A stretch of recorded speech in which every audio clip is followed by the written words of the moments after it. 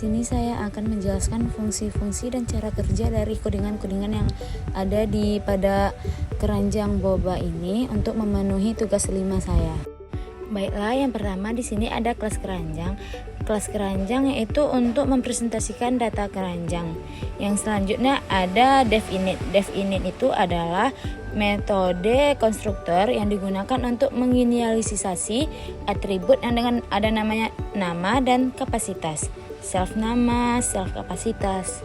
Baiklah, selanjutnya ada kelas DDP. Kelas DDP itu berfungsi untuk mengelola daftar keranjang, dan di sini ada menggunakan self daftar keranjang. Yaitu fungsinya untuk list yang akan menyimpan semua objek keranjang.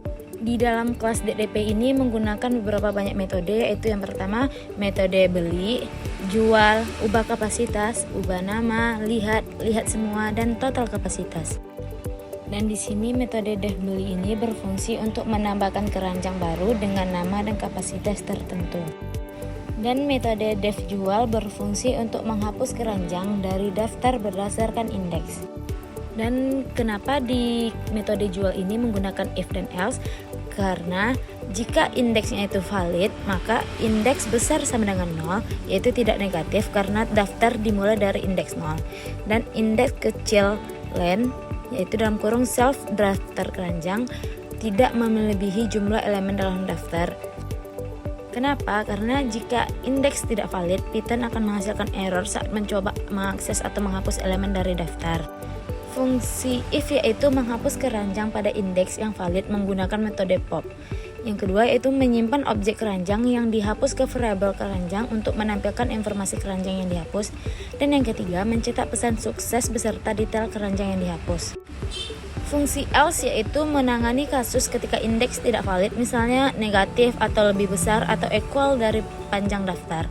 Yang kedua itu memberikan pesan error, indeks tidak valid kepada pengguna sehingga mereka tahu apa yang salah.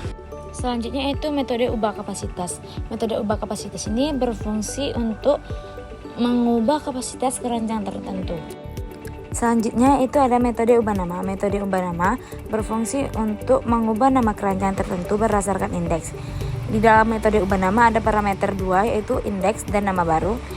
Indeks yaitu indeks keranjang yang akan diubah, dan nama baru yaitu nama baru untuk keranjang tersebut. Tipe data itu yaitu string. Dan fungsi if dan else di sini yaitu memeriksa apakah indeksnya valid. Jika valid, mengubah nilai atribut nama dari keranjang pada indeks tersebut menjadi nama baru dan menampilkan pesan konfirmasi sukses. Jika tidak valid, menampilkan pesan error yaitu indeks tidak valid. Metode lihat berfungsi untuk menampilkan informasi keranjang tertentu berdasarkan indeks. Yang di dalamnya itu parameternya indeks keranjang yang ingin dilihat informasinya. Proses if dan else-nya yaitu memeriksa apakah indeksnya valid. Jika valid, menampilkan nama dan kapasitas keranjang pada indeks tersebut. Jika tidak valid, yaitu menampilkan pesan error, yaitu indeks tidak valid sama seperti sebelumnya. Selanjutnya yaitu ada metode lihat semua yang berfungsi untuk menampilkan semua keranjang di dalam daftar secara keseluruhan dalam format tabel. Yaitu yang pertama prosesnya itu menampilkan header tabel untuk daftar keranjang. Yang kedua yaitu menggunakan perulangan untuk menampilkan setiap keranjang di dalam daftar dengan format nama keranjang dan kapasitas keranjang. Dan yang terakhir yaitu ada metode total kapasitas yang berfungsi untuk menghitung dan menampilkan total kapasitas dari semua keranjang di dalam daftar. Prosesnya yaitu menggunakan fungsi sum untuk menjumlahkan atribut kapasitas dari semua objek keranjang dalam daftar keranjang. Yang kedua yaitu menampilkan hasil total kapasitas. Ya, kesimpulan 8 metode yang ada dari dalam kelas DDP. Yang pertama itu menambah keranjang baru, yang kedua menghapus keranjang berdasarkan indeks, yang ketiga mengubah atribut keranjang, nama atau kapasitas, yang keempat melihat informasi keranjang tertentu atau seluruh daftar keranjang, dan yang kelima yaitu menghitung total kapasitas dari seluruh keranjang. Dan yang terakhir yaitu DevMind bertujuan untuk sebagai titik awal eksekusi program. Yang kedua mengelola interaksi antara pengguna dan kelas DDP. Yang ketiga yaitu menerima input pengguna dan menjalankan operasi berdasarkan perintah yang diberikan. Langkah-langkah eksekusi main yang pertama yaitu membuat objek DDP.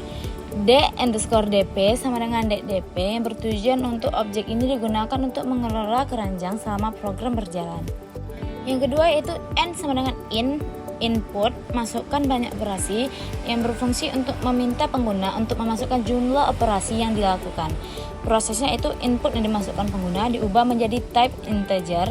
Yang kedua yaitu variabel N akan digunakan untuk menentukan jumlah interaksi operasi yang akan dijalankan. Kesimpulan dari main ini adalah fungsi utamanya yaitu untuk mengelola interaksi pengguna. Langkah-langkah utamanya yaitu yang pertama membuat objek pengelola keranjang atau DDP. Yang kedua meminta input jumlah operasi yang akan dilakukan. Yang ketiga mengulangi proses berdasarkan jumlah operasi.